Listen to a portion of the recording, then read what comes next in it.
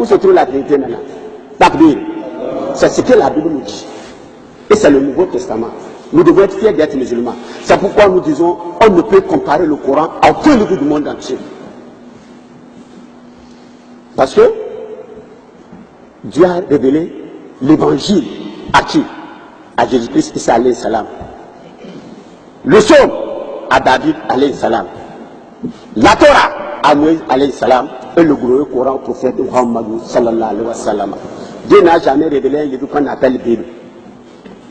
Le mot Bible, tous les chrétiens du monde entier, ils sont d'accord que ce n'est pas Jésus qui a donné ce nom. Ça ne se trouve pas dans la Bible. Mais le mot Coran se trouve dans le Coran. Yasin wa le Coran et l'Aqim. Mais le mot Bible ne se trouve. Qui a donné ce nom? C'est les prêtres. C'est un prêtre catholique du nom de Jean Chrysostome au 5e siècle, qui devient l'ensemble des livres. Biblio ou bibliothèque? C'est le mot bibliothèque que le mot Bible est sorti. 40 auteurs différents. L'écrivain le plus ainsi, c'est qui? Paul. Merci. Paul était quoi? Il était un ennemi acharné de Jésus-Christ. La Bible dit il tua et emprisonna plusieurs de ses disciples. Actes chapitre 8, verset 3. Actes chapitre 9, verset 1 à 2. Il les obligea à confesser leurs mensonges envers Jésus-Christ. Actes chapitre 5, verset 31 dit toute personne qui rend témoin de lui, mais son témoin n'est pas vrai. Alors que dirait-il de témoignage de Paul? C'est pourquoi Paul nous dit dans 2 Corinthiens, chapitre 11, verset 17, il dit ce que j'ai dit avec l'assurance d'avoir sujet de me glorifier. Je ne le dis pas selon le Seigneur, comme pas folie. Quand nous relisons le verset, 2 Corinthiens, chapitre 11, verset 17.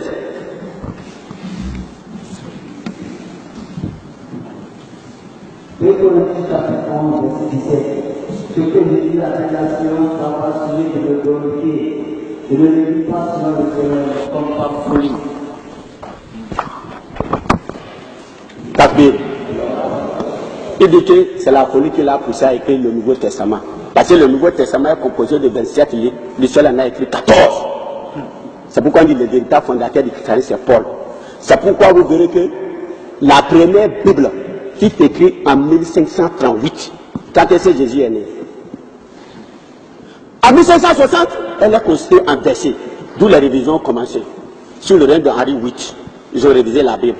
La reine d'Angleterre, ils ont révisé la Bible. À la cour de Hampton en 1611, on continue de réviser. Si c'est la parole de Dieu, est-ce que c'est les hommes qui vont réviser? Non! Mais nous disons qu'il y a la parole de Dieu dedans. Seul le Coran nous permet de savoir à quel degré la parole de Dieu existe dans la Bible. Seul le Coran. Il conjugue le passé, le présent et le futur. C'est pourquoi les grands savants du monde entier, ils ont étudié le Saint-Coran, comme le docteur Bagleri, célèbre professeur à l'université de Naples. Et bien nous trouvons dans ce livre le Coran des réserves des sciences qui surpassent les talents, les capacités des plus intelligents, des plus puissants politiciens, ainsi que des plus grands philosophes. Et cela parce que le Coran n'est pas l'œuvre d'un homme. Quelle que soit l'étendue de son savoir, pas d'un homme qui aura vécu toute sa vie dans une société profane, loin d'un homme de science et de religion. Takbir. Le professeur Kinkmore, dans son livre de Developing Human, il dit, je n'éprouve pas de difficulté que le Coran est la parole de Dieu. La description de l'embryon ne peut pas être bâtie sur la connaissance du 7e siècle, mais cette description a été révélée au prophète Muhammad sallallahu alayhi wa sallam. Parlant du prophète Muhammad sallallahu alayhi wa sallam, Voltaire, qui était un ennemi de l'islam, après 40 années d'études religieuses philosophiques, Voltaire déclare avoir dit une fois la vérité. Il dit la religion du prophète Muhammad sallallahu alayhi wa sallam est sans doute supérieure au christianisme. Il dit personne n'a considéré un Dieu en trois et trois en un. La croyance en un Dieu unique, c'est la base même de sa religion. Il dit Seigneur, si seulement les Européens pouvaient suivre l'exemple des musulmans, Voltaire déclare à propos de Martin Luther King qu'il estimait beaucoup. Il dit Martin Luther King ne serait même pas dit d'ouvrir les lacets du prophète Muhammad sallallahu alayhi wa sallam. Takbir. Alors mes frères en islam, soyez fiers d'être musulmans. Alors revenons dans le Saint-Coran, dans la sourate Al-Ikhlas. قل هو الله أحد قل هو الله أحد الله الصمد لم يلد ولم يولد ولم يكن له كفوا أحد قل هو الله أحد الله الصمد لم يلد ولم يولد ولم يكن له كفوا Takbir. La sourate Al-Ikhlas, la 112e sourate du Saint-Coran. Le premier verset de la sourate Al-Ikhlas, on dit Kul huwallahu ahad. C'est lui, Allah est unique. Voilà l'enseignement de tous les prophètes d'Adam, Noé jusqu'au prophète Mohammed sallallahu alayhi wa sallam. L'unicité de Dieu. Et c'est confirmé dans l'Ancien Testament comme dans le Nouveau Testament. Dans le livre de Deutéronome, chapitre 6, verset 4 à 9, le prophète Moïse qui l'aperçoit sur lui dit, écoute Israël, le Seigneur notre Dieu est l'unique Seigneur. Il n'a jamais dit un Dieu en trois et trois en un. L'unique Seigneur. C'est ça que Jésus a repris dans Marc chapitre 12, verset 28 à 34. Il dit, Shuma Israël, Adonai El Adonai Ihada. Ihada veut dire unique. Il dit, écoute Israël, le Seigneur notre Dieu est l'unique Seigneur. Tu aimeras ton Seigneur de tout ton cœur, de toute ton âme, de toute ta force et de toute ta pensée. Il dit, le second, tu aimeras ton prochain comme soi-même. Ailleurs dans Matthieu chapitre 22, verset 40, il dit, tous les prophètes, tous les lois dépendront de ces deux commandements. Reconnais Dieu, l'aimer de tout ton cœur, de toute ton âme, de toute ta force et de toute ta pensée. Le second, tu aimeras ton prochain comme soi-même. Relation verticale avec Dieu, horizontale avec son prochain. Voilà la raison de tous les prophètes d'Adam, Noé, jusqu'au prophète Muhammad sallallahu alayhi wa sallam. C'est pourquoi le Coran nous dit Kul huwallahu ahad. C'est lui, Allah est unique. Alors dans ce premier verset, on nous donne le vrai nom de Dieu. Il dit là, Allah. Pourquoi Allah? Le mot Allah en arabe qui veut dire le Dieu créateur, c'est une contraction de deux mots arabes. Al, trait d'union là, qui veut dire le Dieu créateur. En supprimant la lettre et l'apostrophe, vous aurez le mot Allah selon sa position dans une phrase en arabe.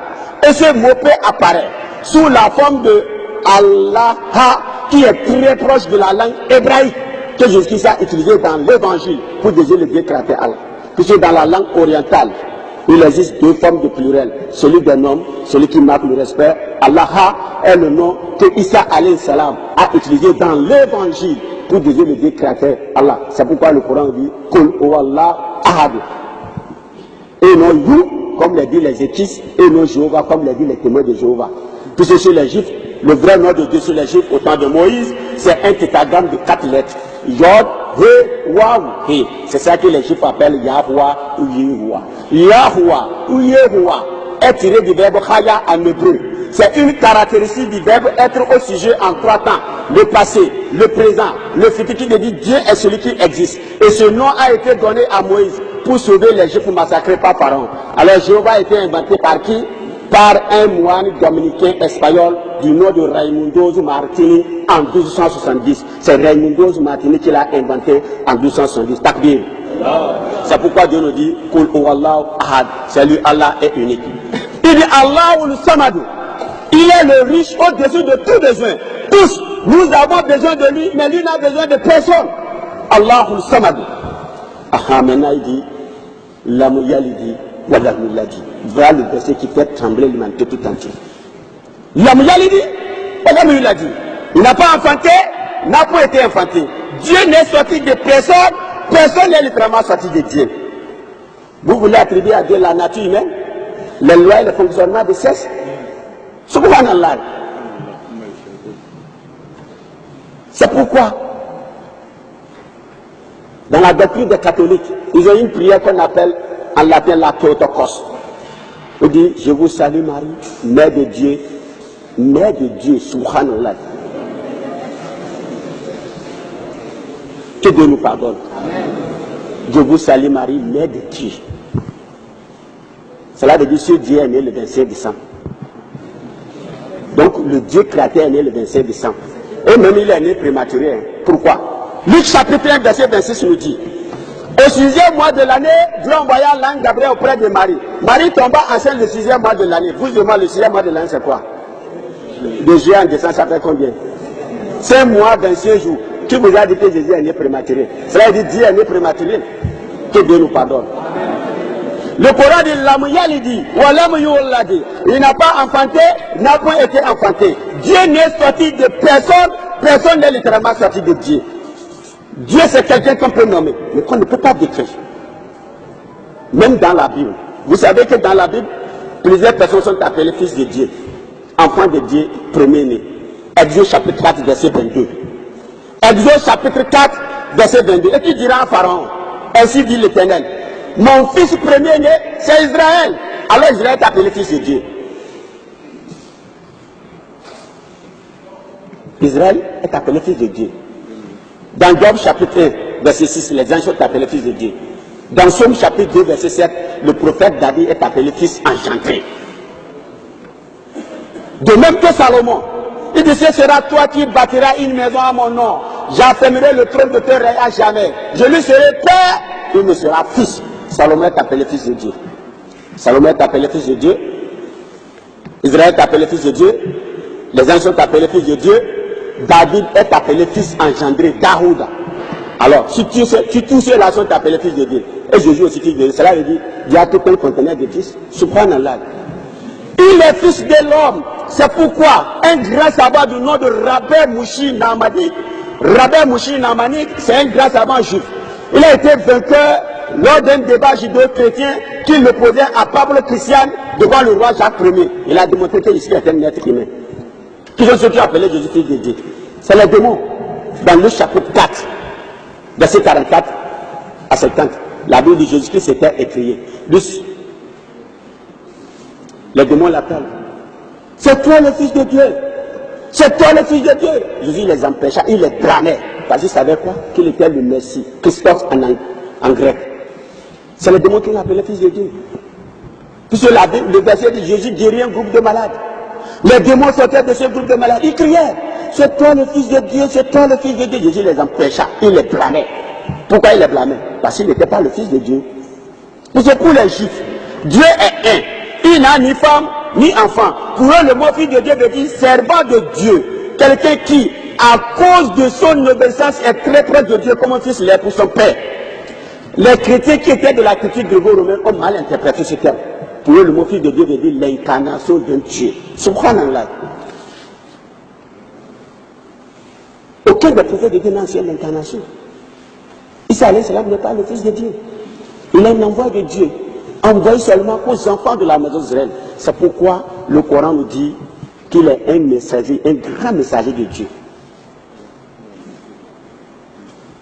Mes frères et sœurs en islam, alors nous devons être fiers d'être musulmans. Nous devons être fiers d'être musulmans. On ne peut comparer le Coran à aucun livre du monde entier. Et le prophète Mohammed sallallahu alayhi wa sallam, il est le tout dernier prophète qui sauvera l'humanité tout entière. C'est pourquoi le français Lamartine écrivait en 1854.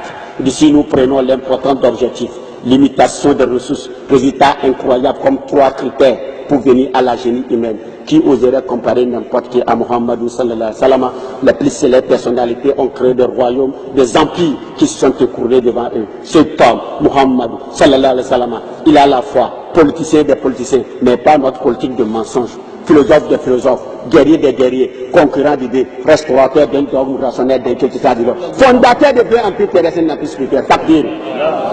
Alors mes frères en islam, que Dieu nous pardonne le péché, qui nous dirige dans le chemin droit, le chemin de ceux qui l'a comblé de bienfaits, et non le chemin de ceux qui encoussent sa colère, ni des égarés. Qu'Allah fasse que la fin de notre vie soit la plus heureuse, le suite de nos actes la plus fructueuse. Qu'Allah fasse que nos dernières paroles soient la ilaha illallah, Muhammadur Rasulullah, sallallahu alayhi wa sallam. Qu'Allah fasse de nos tombes après notre mort les meilleurs demeures. Qu'Allah ne nous abandonne pas à nous-mêmes le plus petit instant et ne nous retire aucun des bienfaits qu'il nous a déjà accordés. Qu'Allah nous donne le paradis, qui nous donne le paradis, qui nous donne le paradis, qui nous donne le paradis et qui nous éloigne des souffrances de l'enfer, qui nous éloigne des souffrances de l'enfer, qui nous éloigne des souffrances de l'enfer, qui nous éloigne de la pauvreté, qui nous éloigne de la pauvreté, qui nous éloigne de la pauvreté, qui nous éloigne de la misère, qui nous éloigne de la mendicité, qui indique une mauvaise nature. Qu'Allah fasse que le locataire devienne propriétaire et que le propriétaire ne devienne jamais locataire.